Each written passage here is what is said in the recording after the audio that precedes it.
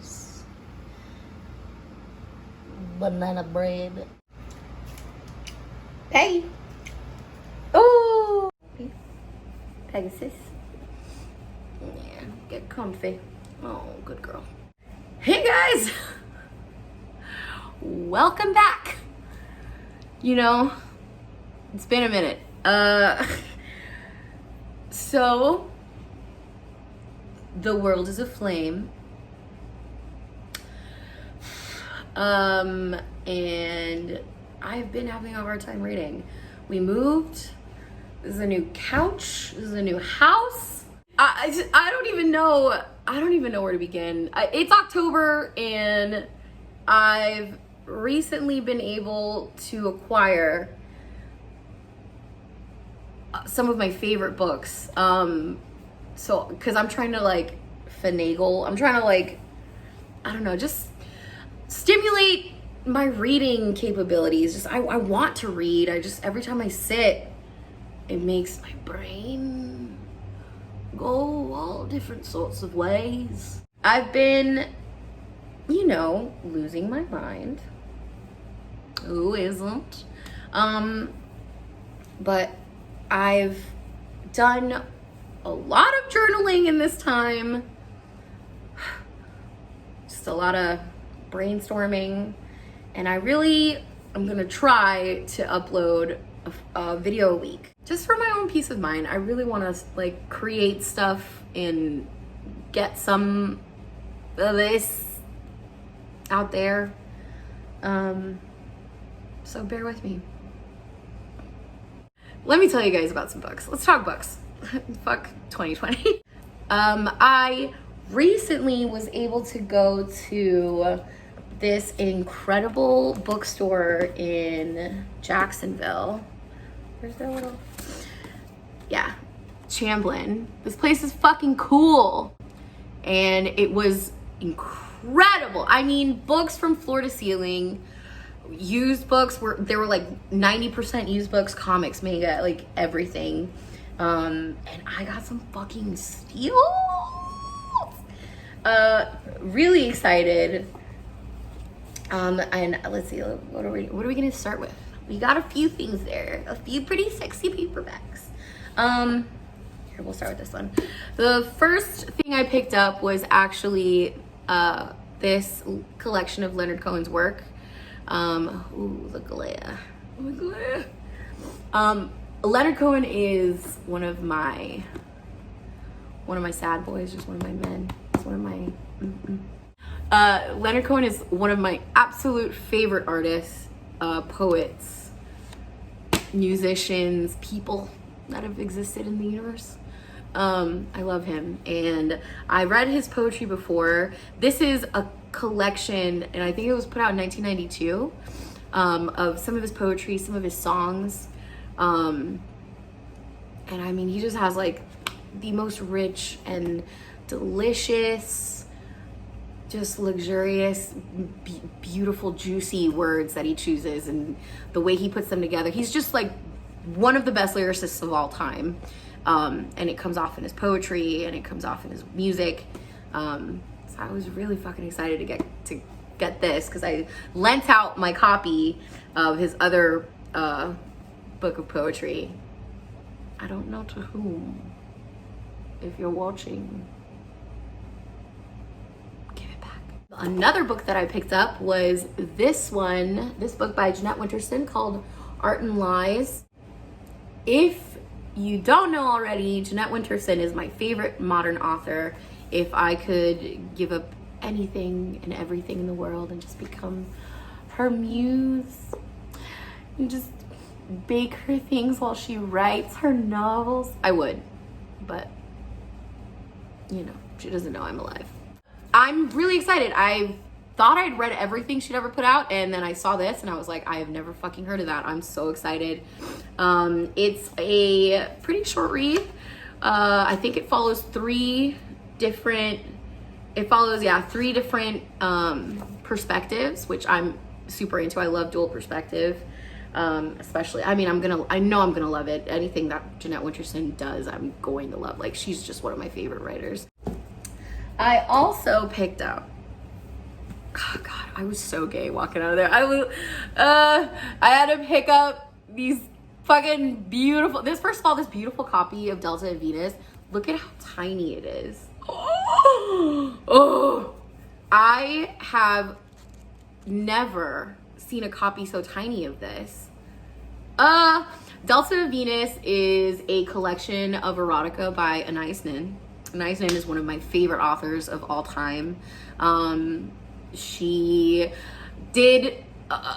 was actually paid like, I think $1 a page to create erotica fucking porn for a client who originally wanted Henry Miller to write it for him, but Henry Miller was of course like, oh, I'm too good for that, and Anais was like, give it to me. And so this is a collection of her work that she made for this client. I love Delta and Venus. It's just so sexy. It's so fucking cool. It's such a good read.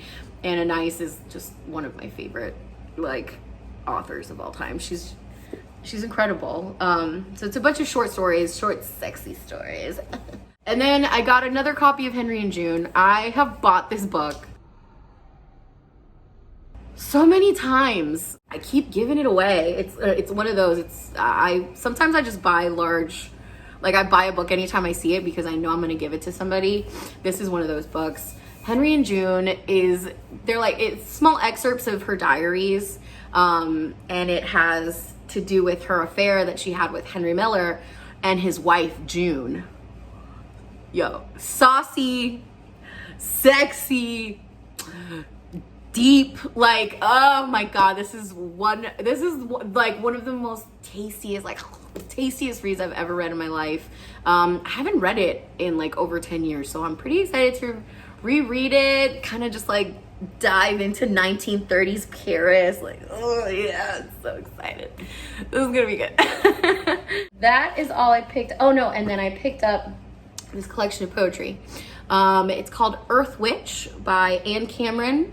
I've never heard of her work before, but I know it's gay because I read one of the poems while I was there and it was pretty gay, so I was like, I need it. I'm very excited I think I'm gonna just be including a lot of poetry until I get my groove back, just because they're short, and you feel accomplished once you read them. Like you really need that sense of accomplishment to just kind of like get yourself back into reading. So I picked up something this small so I can get some more poetry in my life and hopefully finish a little bit too. So I am rereading Fast Machine by Elizabeth Ellen. I absolutely love this book. It's a collection of short stories, and what I love about this book and about her writing is that she kind of melts together fantasy and fiction in a really like whimsical way, and it's indulgent but in a way that's still purposeful. I don't know, I just like her writing. I love her fucking writing style. It's so fucking cool. It's just a collection of short stories that kind of range throughout her life, and she kind of puts together stories of her life, but makes them kind of like a fantasy short story. It's a one of a kind. I've never read a book like it, and I reread it like every few years just because it's so refreshing. It's a really good palate cleanser. It's a lot of like, there are a lot of short stories. So again, it's like, I know I'm gonna finish it quickly and it's gonna give me that sense of accomplishment that I need to get out of this reading slump, because guys, it's rough. I am also reading The Master and Margarita. This was a gift. Look at this fucking cover. Guys, this is why I can't have nice things. I'm so sorry. Yeah, I'm really excited. It's by Mikhail Bulgakov. I love Russian literature. Russians are my favorite. Well, okay, the French are pretty good too, but Russians are up there. This book is it's a little bit of an undertaking for me, just because it can be a little slow paced. I've read up to page 50, 52, I'm on chapter 5. One spring afternoon, the devil, trailing fire and chaos in his wake, weaves himself out of the shadows and into Moscow. Mikhail Bulgakov's fantastical, funny, and devastating satire of Soviet life combines two distinct yet interwoven parts, one set in contemporary Moscow, the other in ancient Jerusalem, each brimming with historical, imaginary, frightful, and wonderful characters, written during the darkest days of Stalin's reign and finally published in 1966 and 67. I am really excited to add to my list of Russian babies that I just love. I've never read any Bulgakov. I'm super hyped. Okay. Sorry, guys. The tripod fell. I ordered a few books from Book Depository too. God, they're just like the cheapest place to get books, aren't they? It's kind of incredible. I'm really trying not to fucking buy from Amazon anymore. So a few books that I got from Book Depository.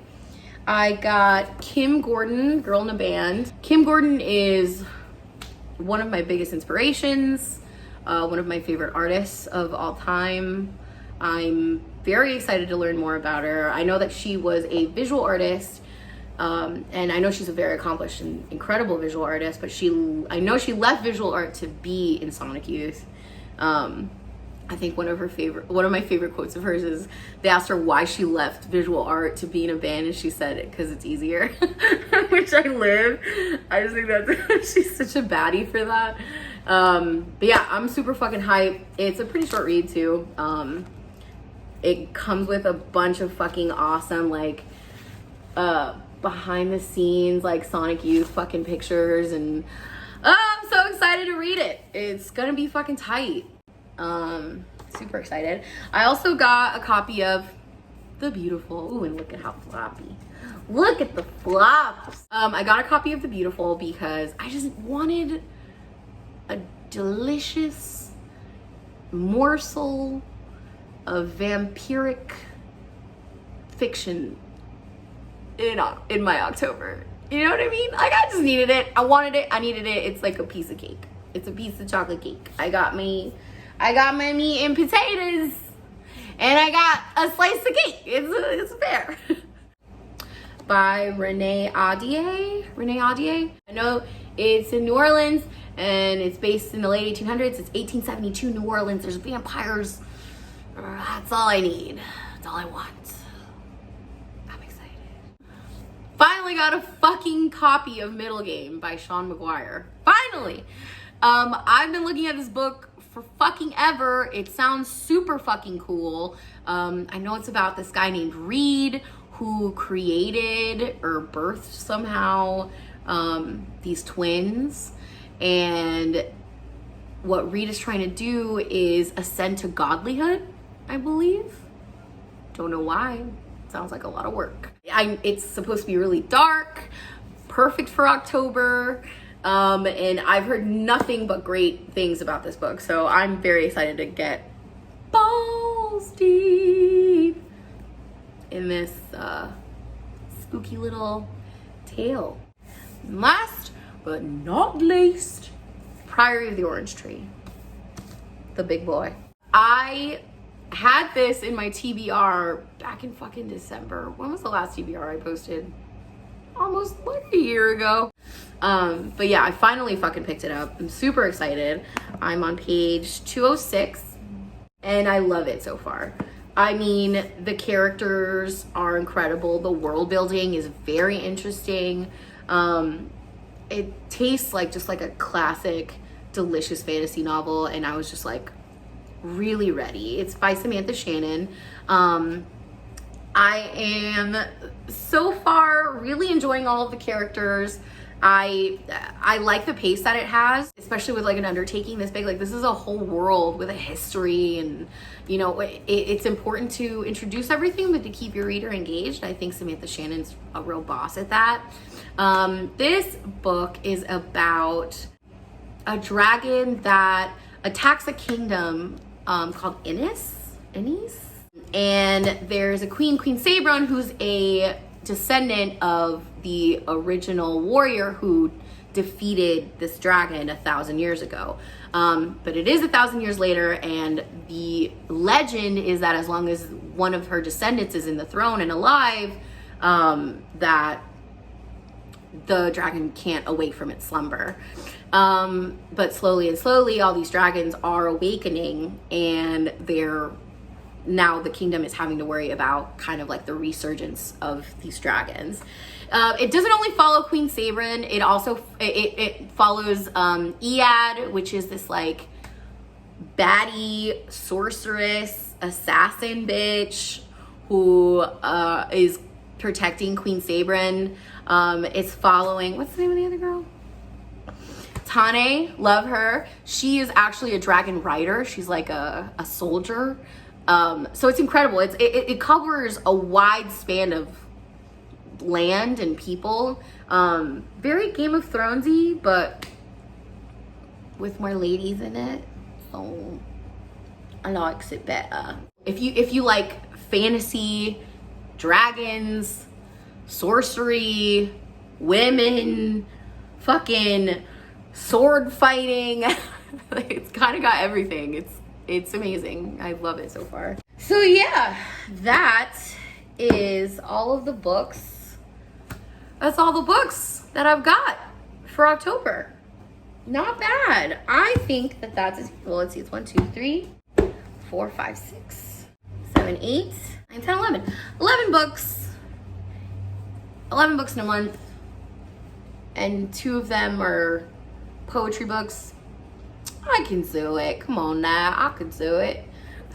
We'll see. This one's a big boy. We'll see. I just want to finish these books at least by the end of the year. But I have faith. I got faith. I can do it. I don't even believe me. Thanks so much for watching, y'all. That's it. That's my TBR for October 2020.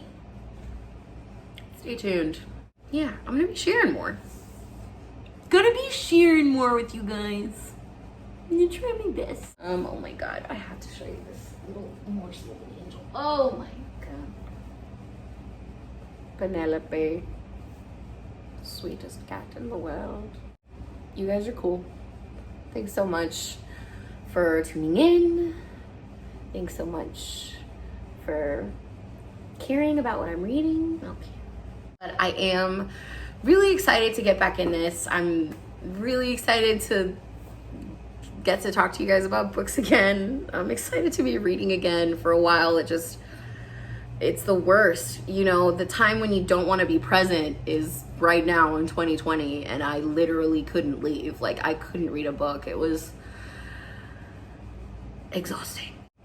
But I'm back.